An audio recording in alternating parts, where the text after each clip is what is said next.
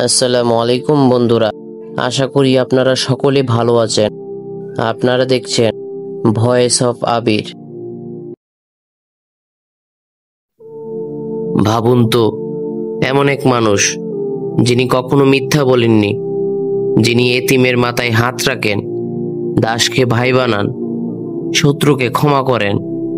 সে মানুষটির মুখে হঠাৎ একদিন এক মানব শয়তান থুতু নিক্ষেপ করল। আপনি হলে কি করতেন? প্রতিশোধ নিতেন? আজ আমরা শুনবো সেই কাহিনী যেখানে দয়ার প্রতিশোধ দেখা গেছে। মক্কার গরম দুপুর, রাসূল সাল্লাল্লাহু আলাইহি সাল্লাম শান্তভাবে কাবার দিকে যাচ্ছেন। চারপাশে চোখের ঘৃণা, বিদ্বেষ আর শত্রুতা। তখন এক মানব শয়তান চিৎকার করে উঠল, হে মোহাম্মদ, তুমি কি ভেবেছ তোমার কথায় আমাদের দেবতারা হার মানবে? তুমি আমাদের বাপ দাদার ধর্ম ভাঙছ? এই কথা বলে ওই মানব শয়তান হঠাৎ নবী করিম সাল্লাল্লাহু আলাইহি সাল্লামের মুখে থুতু নিক্ষেপ করল। এক মুহূর্তের জন্য পরিবেশ থমকে গেল, বাতাস ভারী হয়ে উঠল। তখন এক সাহাবী রাগে বলে উঠল, ইয়া রাসূলুল্লাহ, আমাদের অনুমতি দিন, এখনই অভিশপ্তকে শাস্তি দিব। তখন অন্য এক সাহাবী মুঠি শক্ত করে বলে উঠল, সে আপনার মুখে থুতু দিয়েছে, আমরা এটি সহ করব না। তখন রাসূল সাল্লাল্লাহু আলাইহি সাল্লাম শান্ত ও কোমল কণ্ঠে বলে উঠলেন, না, থামো তোমরা। আল্লাহ আমাকে দয়া হিসেবে পাঠিয়েছেন, প্রতিশোধের জন্য নয়। লোকটি ভেবেছিল রাসূল সাল্লাল্লাহু আলাইহি সাল্লাম হয়তো তাকে অভিশাপ দেবেন, শাস্তি দেবেন, কিন্তু না, তার চোখে শুধু দয়া। তখন ওই মানব শয়তান মনে মনে আতঙ্ক কণ্ঠে বলে উঠল, কেন তিনি রাগ করলেন না? কেন তিনি প্রতিশোধ নিলেন না? এমন ধৈর্য কি সাধারণ মানুষের পক্ষে সম্ভব? সেই মানব শয়তান ভয়ে পিছু হটে, কিন্তু হৃদয়ে কাঁপন লেগেই যায়। ওই রাতে সাহাবীদের আলোচনা চলছিল। তখন এক সাহাবীর চোখে পানি। তিনি বলে উঠলেন, আজ আমি এমন দৃশ্য দেখেছি যা আমার অন্তর কাঁপিয়ে দিয়েছে। যাকে এত অপমান করা হলো, তিনি শুধু ক্ষমাই করলেন। তখন অন্য এক সাহাবী গভীর কণ্ঠে বলে উঠলেন, এটাই প্রমাণ তিনি সাধারণ মানুষ নন। তার ধৈর্য, তার দয়া সবকিছুরই আল্লাহর রাসূলের নির্দেশন।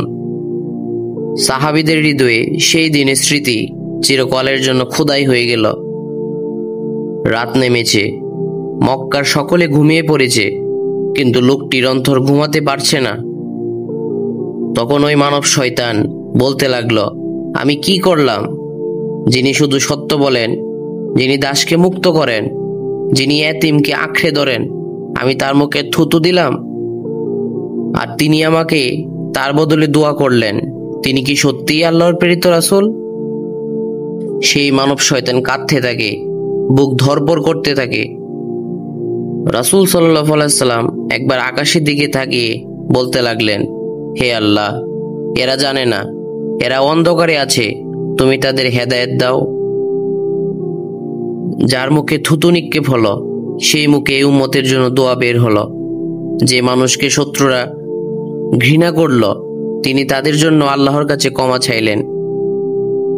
রাত কেটে ভোর হলো। লোকটির চোখে ঘুম নেই, তার অন্তর দগ্ধ হচ্ছে এক অপরাধ বোধে। এ মানব শয়তান বলে উঠল, কেন আমি এমন করলাম? মক্কার মানুষ হাসল, কেউ আমাকে বাহবা দিল, কিন্তু ভেতরে আমি ভেঙে পড়ছি কেন? তিনি তো আমাকে কিছুই বলেননি, বরং দোয়া করেছেন। এই কেমন মানুষ? মক্কার বাজারের মধ্যে গুঞ্জন ছড়িয়ে পড়ল। সবাই জানল এক লোক রাসূল সাল্লাল্লাহু আলাইহি সাল্লামের মুখে থুতু দিয়েছে। তখন ওই বাজারের মধ্যে এক লোক বলে উঠল, সে সাহস দেখিয়েছে মুহাম্মদকে অপমান করে। তখন অন্য একটি লোক বলে উঠল, তুমি কি লক্ষ্য করনি মুহাম্মদ রাগ করেনি, শুধু দোয়া করেছে? এমন ধৈর্য কাদের থাকে বলো তো দেখি? তখন এই মানব শয়তান লোকগুলোর কথা শুনছিল দাঁড়িয়ে, আর তার ভিতরে অস্থিরতা চলে আসলো। সাহাবীরা আলোচনা করছে। এক সাহাবী আবেগ নিয়ে বলে উঠল, আমি বুঝতে পারি না কিভাবে নবী করিম সাল্লাল্লাহু আলাইহি সাল্লামের এত ধৈর্য দেখান। তখন অন্য সাহাবী শান্ত কণ্ঠে বলে উঠলেন, তিনি তো কোরআনের আলোকে চলেন। আল্লাহ বলেন, মন্দের জবাব দাও উত্তর দিয়ে। তখন অন্য সাহাবী বলে উঠল, হয়তো এই দোয়াই একদিন মানুষের হৃদয় ভেঙে দিবে। লোকটি একা বসে আছে, চারপাশে অন্ধকার, কিন্তু তার অন্তরে আলো আর অন্ধকারে একটা যুদ্ধ চলছে। তখন ওই মানব শয়তান আত্মকথন করতে লাগলো, আমি কি সত্যিই ভুল করেছি? যদি তিনি সত্যিই আল্লাহর রাসূল হন, তাহলে আমার পরিণতি কি হবে?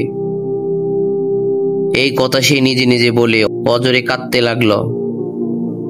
এদিকে রাসূল সাল্লাল্লাহু আলাইহি সাল্লাম মসজিদে বসে সাহাবীদের শিক্ষা দিচ্ছেন। রাসূল সাল্লাল্লাহু আলাইহি সাল্লাম কোমল স্বরে বলে উঠলেন, স্মরণ রেখো, যে তোমার প্রতি অন্যায় করলো তুমি তার প্রতি ন্যায় করো, যে তোমাকে অপমান করলো তাকে ক্ষমা করো। এভাবে ইসলাম দুনিয়ায় ছড়াবে। এই কথা শুনে এক সাহাবীর চোখ ভিজে যায়। তিনি বলে উঠলেন, ইয়া রাসূলুল্লাহ, আমরা আপনার থেকে ধৈর্য শিখছি, কিভাবে ধৈর্য ধরতে হয়। রাসূল সাল্লাল্লাহু আলাইহি সাল্লামের কথাগুলো ওই শয়তান লোকটি গোপনে শুনছিল। এই কথাগুলো শুনে সে বাইরে থেকে কেঁদে দিল এবং বলে উঠল, তিনি সত্যিই আল্লাহর রাসূল। আমার থুতু তার মুখে পড়ল, অথচ তার জিহ্বা থেকে বের হলো না আমার জন্য কোনো বদদোয়া, বের হলো শুধু দোয়া। লোকটির অন্তর ভেঙে পড়েছে, কিন্তু সে এখনো সিদ্ধান্ত নিতে পারেনি সে কি আল্লাহর পথে আসবে নাকি গর্বে অন্ধ হয়ে যাবে। ওই মানব শয়তান বলে উঠল, আমার অন্তর টানছে তার দিকে, কিন্তু সমাজ, পরিবার, আমি কি পারবো সত্যকে মানতে? দিন কেটে যাচ্ছে, কিন্তু লোকটির অন্তর শান্তি পাচ্ছে না। সে বাইরে হাসে, কিন্তু ভিতরে কাঁদে।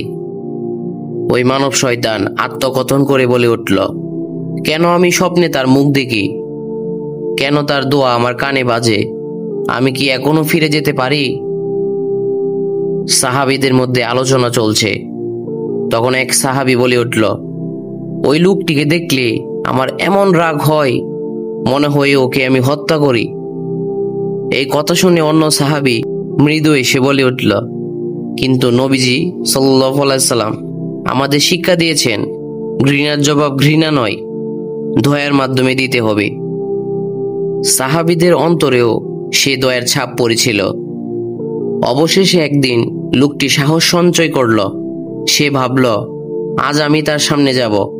যদি তিনি সত্যিই আল্লাহর রাসূল হন, তিনি আমাকে ক্ষমা করবেন। লোকটি মসজিদের দিকে যায়। লোকটিকে দেখে ভিড় জমে ওঠে। তখন একজন মানুষ অবাক হয়ে বলে উঠল, ওই যে, সেই তো যে নবীজি সাল্লাল্লাহু আলাইহি সাল্লামের মুখে থুতু দিয়েছিল। তখন অন্য একজন মানুষ রাগে বলে উঠল, আজ নবীজি সাল্লাল্লাহু আলাইহি সাল্লাম নিশ্চয়ই তাকে শাস্তি দেবেন। তখন ওই মানব শয়তান খাপা কণ্ঠে রাসূল সাল্লাল্লাহু আলাইহি সাল্লামের সামনে বলে উঠলেন, ইয়া রাসূলুল্লাহ, আমি অন্যায় করেছি, আমি আপনাকে অপমান করেছি, আপনি চাইলে আমাকে এখন শাস্তি দিতে পারেন। তখন রাসূল সাল্লাল্লাহু আলাইহি সাল্লাম কোমল সুরে বলে উঠলেন, তুমি যদি ক্ষমা চাইতেই এসেছ, তবে জেনে রাখো আমি তোমাকে অনেক আগেই ক্ষমা করে দিয়েছি। এই কথা শুনে লোকটির চোখ থেকে অঝরে অশ্রু ঝরতে থাকে। সে কাঁদতে কাঁদতে বলে উঠল, আমি সাক্ষ্য দিচ্ছি আপনি আল্লাহর রাসূল। আমি লা ইলাহা ইল্লাল্লাহ মুহাম্মাদুর রাসূলুল্লাহ বলছি। তখন সাহাবীরা তাকিয়ে দেখল এবং কোনো কোনো সাহাবী কেঁদে দিল এই দৃশ্য দেখে। যে মুখ দিয়ে থুথু বের হয়েছিল, সেই মুখ দিয়ে আজ কালিমা তেলাওয়াত করছে। এটাই দয়ার নবীর অলৌকিক শক্তি। রাসূল সাল্লাল্লাহু আলাইহি সাল্লামের জীবন আমাদের শিখিয়েছেন, বিদ্বেষকে বিদ্বেষ দিয়ে নয়, ভালোবাসা দিয়ে জেতা যায়। একজন মানুষকে ঘৃণা করলেই সে শত্রুই থাকে, কিন্তু ক্ষমা করলে তার হৃদয় বদলে যায় এবং বদলে সে বন্ধুই পরিণত হয়।